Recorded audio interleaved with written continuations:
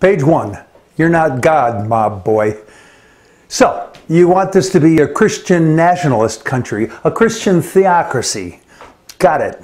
You're all about Jesus and have carefully picked Bible quotations as well as excerpts from the Federalist Papers that you think justify your actions. Got that. You're certain that some elite others are a cabal of satanic and cannibalistic, sex-trafficking pedophiles bent on world domination, and you believe other conspiracy claims too. Got it. You believe that the ends you desire justify whatever means you employ.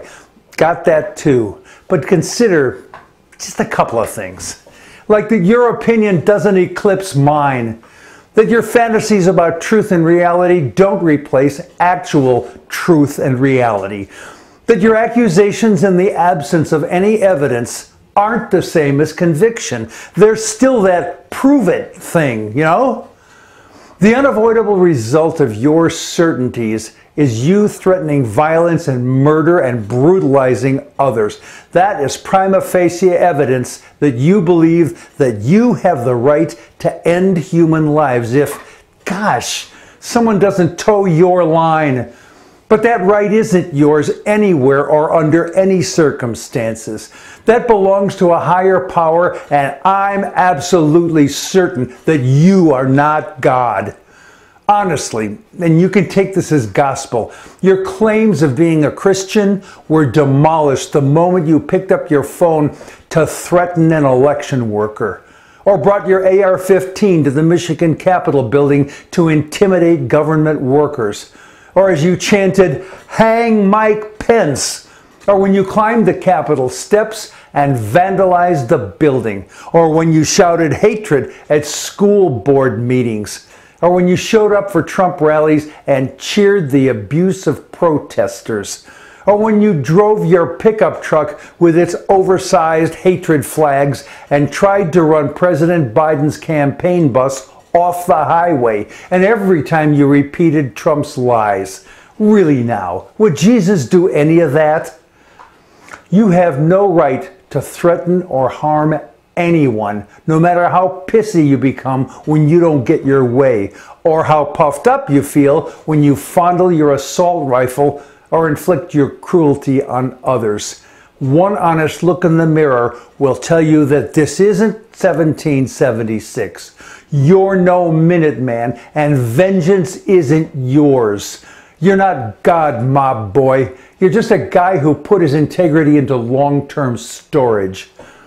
And all of that goes for you seditious members of Congress who are trying to tear down our democracy. It goes to your shame for violating your oath of office. You remember that protect and defend stuff about the Constitution, right? The stuff to which you swore with your hand on a Bible.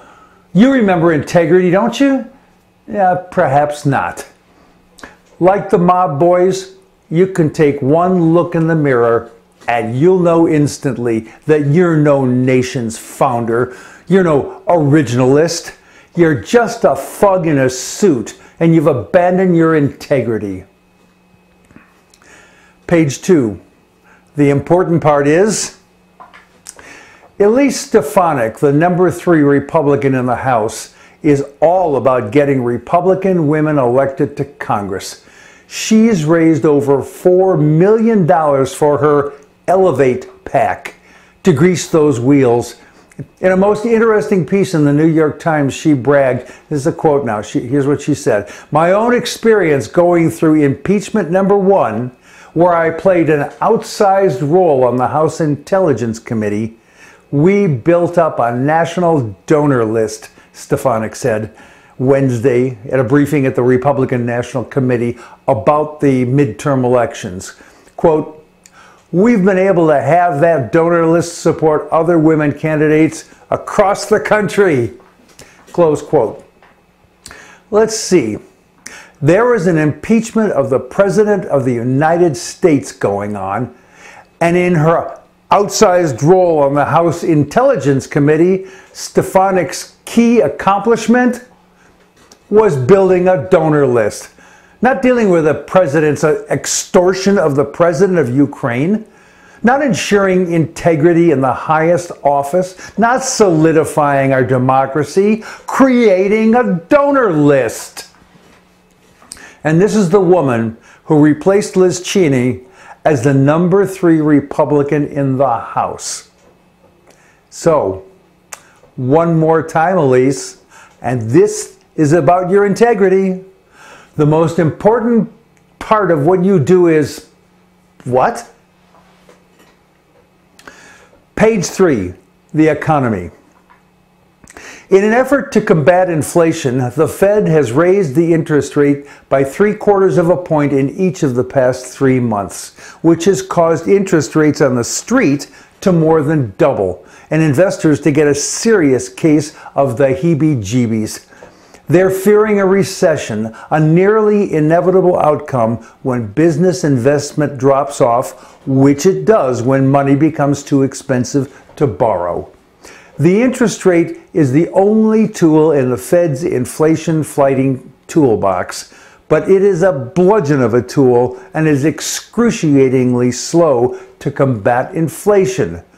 What big interest rate hikes are exceedingly good at doing is stimulating recession and putting people out of work. The estimates are that about 1 million people will lose their jobs due to the Fed's recent wild swings. They figure we'll stop buying as much stuff. That's especially true, of course, for newly unemployed people. And that will induce lower prices, which will curb inflation someday. But reduced inflation will come at the cost of misery to a great many people, especially to the 1 million. Our inflation is like that of every other developed country. We're suffering the enormous discombobulation of the logistics system for everything from raw materials to finished goods, and that reduced supply is sustaining a glut of unmet demand that raises prices. That's largely due to COVID-19 throwing sand into the machinery of the commerce engine worldwide, as well as the huge disruptions caused by Putin's adventure into atrocity land. There are other drivers of inflation too, including the breathtaking profiteering by shipping monopolies, fossil fuel companies, retailers with margins 30% above normal, and others who are charging more for a classic reason: because they can. Fossil fuel profiteering has caused soaring prices at the gas pump, and that has contributed significantly to inflation. But that, like war and the disrupted supply chain, is unrelated to the Fed's interest rate hikes. We're in for some turbulent times as the Fed attempts to club our economy back to 2 to 3% inflation. Bummer for the newly unemployed people and for all who can't get that first job. Look for a huge spike in the number of people living in mom's basement, as well as some world-class politically stupid claims. I'm Jack Altshuler.